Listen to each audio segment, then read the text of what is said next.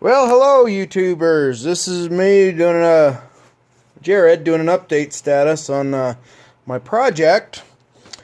And look, I got a package here. Let's see what we got. Now, I'd already opened this. I'm just doing the reopening now. But I got one here and one here. Those are the gears I talked about in my previous video discussing about what I was considering doing. There's my two gears. They're both 35 spline teeth. 35 teeth on the gear. One mod. One's 14 millimeter, one's 15 millimeter shaft that should fit on there. And I did my measurements, so they should be able to fit in there. They are a little bit shorter than the other ones, and when I'm doing it, I'll probably do another update video.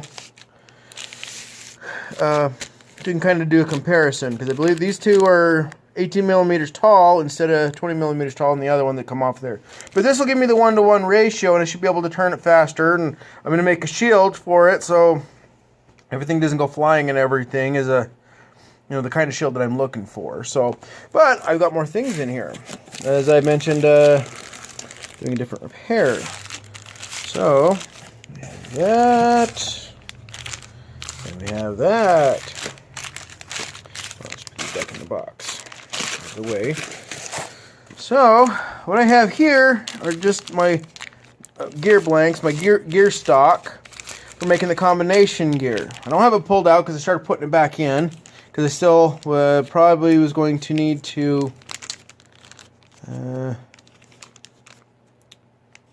use the machine, because the high range is still working on my G0704 mill.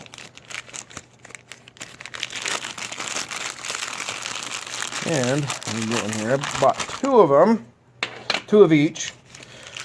But let's see if I can do this. I'm trying to hold my camera phone here while I'm opening this.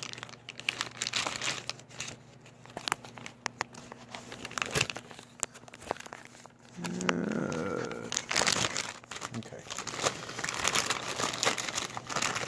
So as I mentioned in my previous video, I was looking at a way to fix my combination gear, the plastic or the acetal or whatever kind of material that is. And so gear size is just gear size. It's 10 millimeters tall, 10 millimeters tall.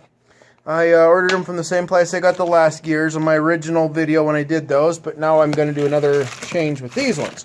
So what I'm going to do here is I'm looking at doing something, boring these out and probably taking a stock of metal. I don't know if I'm going to use this. I was using the other piece.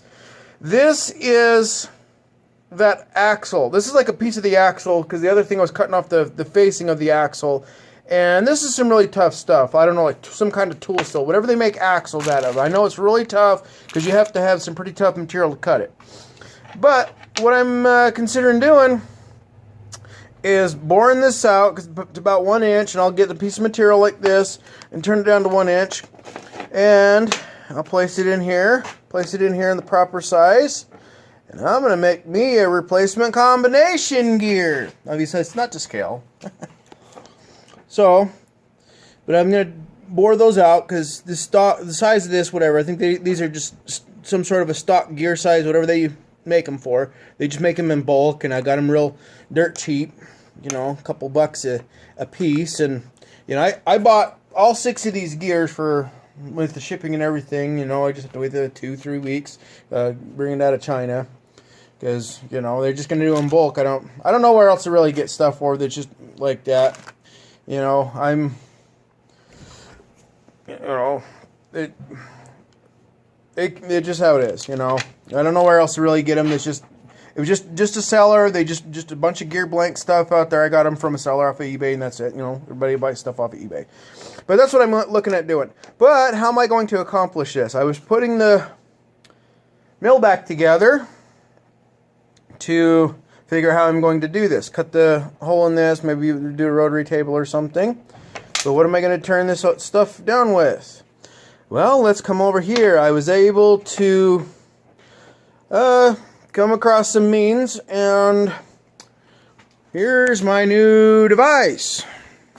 So I'm just barely taking it out of the crate. I was actually going to do an unboxing and kind of my thing about this lathe.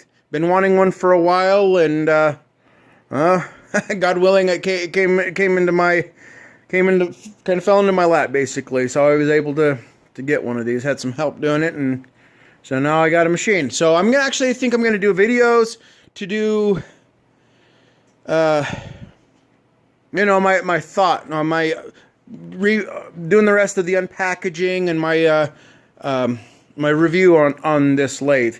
Why I bought it, why I compared it to other ones, and things like that. But obviously I have a lathe, and I'm going to have the lathe functions. As soon as I get all that done together, I'm going to lathe those out and probably weld them up together. I'm going to figure out how I'm going to do that.